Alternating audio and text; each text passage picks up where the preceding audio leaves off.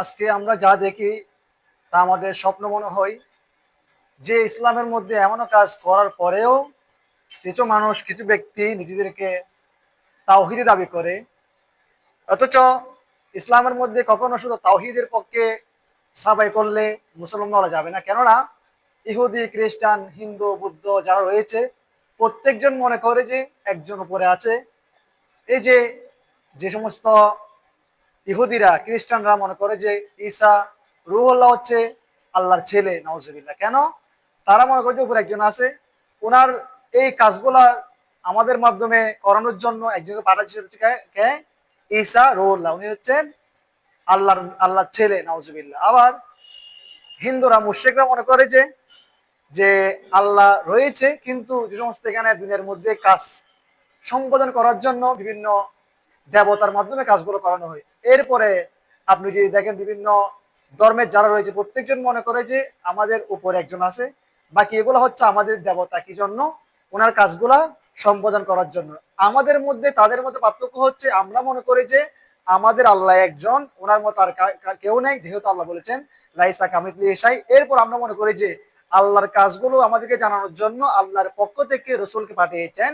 সেজন্য আল্লাহ আমাদেরকে বলেন মা কানা মুহাম্মাদুন আবা আহাদিম মির রিজালিকুম। তাহলে বোঝা যাচ্ছে আল্লাহ আল্লাহই। এরপরে আল্লাহর কাজগুলা, আল্লাহর বাণীগুলা, আল্লাহর দিন ধর্ম শেখার জন্য আমাদের কাছে পাঠিয়েছেন রসুল। এই রসুলকে না মেনে শুধু তাওহীদ বললে আমরা কবর থেকে মুসলমান বলতে পারি না, কারণ তাওহীদের পাশাপাশি অবশ্যই রিসালাত থাকতে হবে।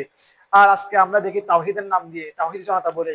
দুঃখের বিষয় হচ্ছে, আমি প্রথমে বলে নিচ্ছি, আমি কারো পক্ষে সাবেক যাচ্ছি না। নুরা পাগলা যাকে আমরা দেখেছি, কয়েকদিন আগে দেখেছি আগুনে পুড়িয়ে ফেলেছে। আল্লাহ রসুলের হাদিস শরীফ আমরা যদি একটু দেখি, একটু খেয়াল করি। প্রথম আমি এটা বলে দিচ্ছি কি জন্য, আমল করার জন্য। যে আল্লাহ রসুল যখন বসে যাচ্ছিলেন, সাহাবারা ছিলেন, একজন যখন ইহুদির লাশ নিয়ে যখন যাচ্ছিলেন, আল্লাহ রসুল দাঁড়িয়ে গেলেন। সাহাবারা বললেন ইয়া রাসূলুল্লাহ সাল্লাল্লাহু আলাইহি ওয়াসাল্লাম, ইনি হচ্ছেন একজন ইহুদি, কাফের। আল্লাহ রসুল বললেন যেই হোক উনি একজন মৃত ব্যক্তি, মাইয়াত। কারণ তার মৃত্যুর কারণে, আবার অন্য হাদিসে রয়েছে, মানুষ মৃত্যুর পরে তার আমল নামা সে যা করবে দিলেন তা পাবে, আল্লাহ তাকে তার কৃতকর্মফল দিয়ে দিবে। তাহলে বোঝা যাচ্ছে এখানে আমি তাওহীদি বলি, তাওহীদি জনতা বলি, যদি আমি তাকে জ্বালিয়ে দিই, পুড়িয়ে দিই, আল্লাহর শাস্তির যে বিধান আল্লাহ বলেছেন আমি তার শাস্তি দিব, তাহলে আমরা জান্নাত জাহান্নাম কেমনে বিশ্বাস করলাম?